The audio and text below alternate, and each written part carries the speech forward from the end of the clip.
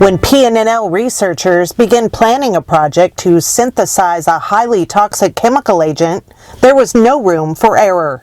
The potential hazards were significant, so management assigned a rigorous set of activities, known as a readiness review, towards the safe performance of the research, and to assure the researchers could respond appropriately in the event of an unexpected occurrence. Readiness is a low-cost way to give ourselves confidence we can do the work. Because if we're ready, it's really easy to show that we're ready. And if we're not, we shouldn't be doing the work. The project involved producing a blister agent as part of continuing work in chemical forensics, a specialty of researcher Carlos Fraga, one that he's been honing at PNNL since 2012 after performing similar work in the military. And the idea is to be able to make it so that we can figure out forensic signatures that would allow us to tie it back to a particular perpetrator or facilitator of a chemical attack. The work is important to the security of the nation and allows for the advancement of detecting those behind chemical attacks. The signatures, the low-level impurities that people previously have ignored, but now that our detection capabilities are a lot better, we can find out stuff that other people didn't know was there and able to tell something about where it came from and how it was made. The risks around his project were significant.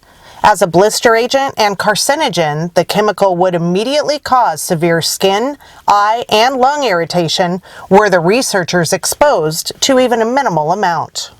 Most projects at PNNL don't rise to the level of readiness activities that Fraga's was subject to. Doing this work here at PNNL was a tremendous privilege for us. It's something we had never done before. It's something that's very important for national security. And we understood going in that if we were going to earn the privilege to do this work, that we really needed to give everyone confidence that we could do it and do it safely. One of the safe conduct of research principles states, cutting-edge science requires cutting-edge safety. In smaller parts, this principle tells us that we should assume a conservative posture when we don't understand the hazards we're working with or the impacts of them, and we should really do due diligence to understand those hazards and their impacts. It tells us that safety is integral to the research. It's not just compliance, it's about doing the right thing. Fraga partnered with a host of experts in varied safety disciplines to begin readiness activities, which included identifying the hazards and developing unique controls needed to mitigate those hazards. The preparations were rigorous, with months of reviews and dry runs, guided by a framework of 3 SOPs, or standard operating procedures, written by the researcher and carefully reviewed and approved by subject matter experts and managers. Readiness activities included choosing personal protective equipment, or PPE, made from materials not typically seen in PNNL laboratories. While lab coats and gloves are standard controls, the researchers wore butyl aprons and a second pair of gloves made from butyl to protect the skin.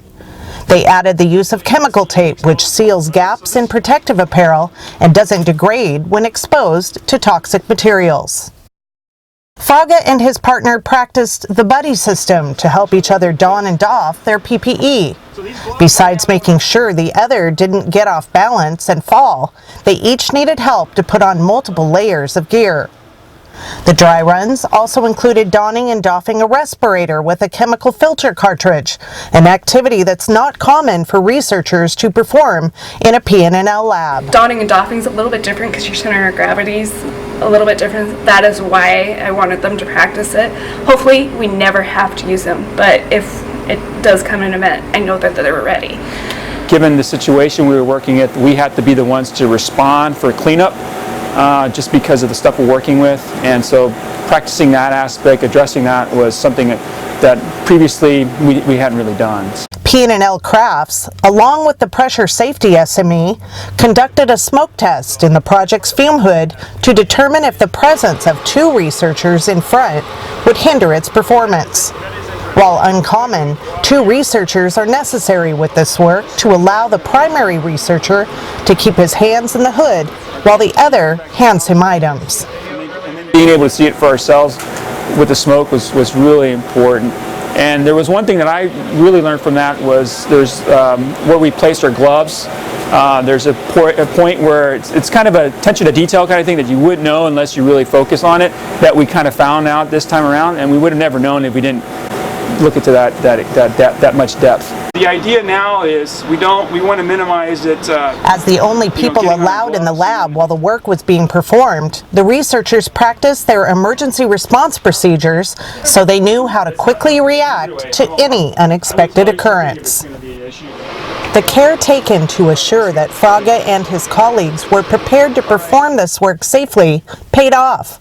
The project was a success. It was uneventful, which was good, which is what you want, because we practiced so many times prior that when we actually made the stuff, it was like, I've never made it before, but I had practiced so many times that I felt like I had done it before. The readiness efforts from this project will continue to pay dividends, as future work with similar materials can now be performed without as much pre-work. So now we have a capability, and so now when we make something else, we've already done it once, now it should be a little bit more straightforward. What readiness gets us is confidence that we can execute the high-risk work safely, and that allows us to do the research that our sponsors need to answer the questions that they're wrestling with. This story is but one example of how cutting-edge safety activities can contribute to protecting our workers, the public, and the environment. While not every project may rise to the same level of risk, the intentional activities we conduct to be ready to perform research should always be top of mind. I invite you to share this video with your work groups and have discussions around the 8 principles. Thanks for all you do, and stay safe.